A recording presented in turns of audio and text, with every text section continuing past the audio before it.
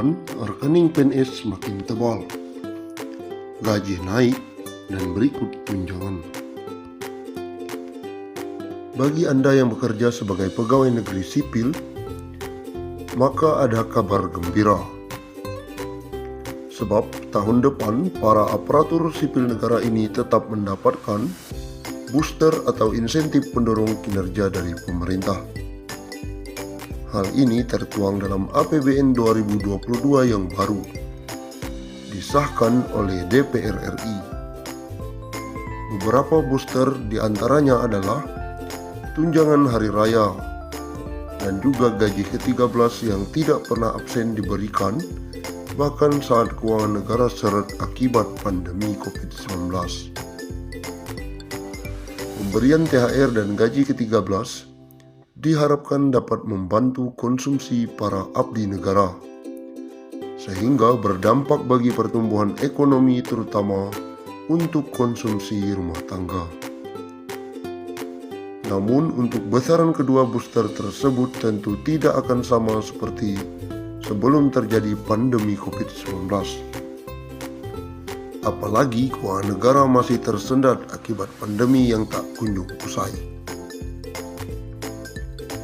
Direktur Jenderal Anggaran Kementerian Keuangan Isa Ratmawarta mengatakan skema pemberian THR dan gaji ke-13 tahun depan tersebut sama dengan tahun ini. Di dalam RAPBN 2022, kebijakan untuk THR dan gaji ke-13an ini sama dengan tahun 2021. Tahun ini, para abdi negara menerima besaran THR dan gaji ke-13 hanya menghitung gaji pokok dan tunjangan melekat saja. Sedangkan tunjangan kinerja tidak termasuk dalam hitungan. Dari pemangkasan tukin yang ada, THR dan gaji ke-13 tahun ini, pemerintah bisa menghemat anggaran 15 triliun. Ini digunakan untuk menambah belanja untuk penanganan dampak pandemi COVID-19. Selanjutnya, bahkan program-program yang tidak prioritas masih akan tetap ditunda di tahun depan, sehingga anggaran bisa difokuskan untuk membantu masyarakat hingga pelaku usaha yang paling terdampak.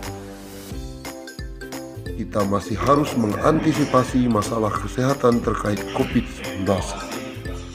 Selama masih ditetapkan sebagai pandemi, pendanaan kegiatan-kegiatan untuk mengatasinya banyak harus disiapkan negara. Begitu juga kebutuhan pendanaan yang mengatasi permasalahan sosial ekonomi yang ditimbulkannya. Menteri Pendayagunaan Aparatur Negara dan Reformasi Birokrasi, PAN RB Cahyokumolo menegaskan dirinya belum bisa berkomentar lebih jauh terkait dengan hal ini.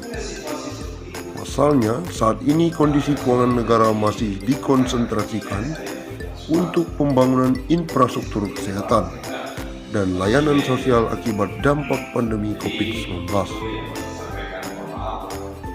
Belum bisa berkomentar karena pandemi COVID-19 masih menjadi skala prioritas negara, ujar Cahyokumolo.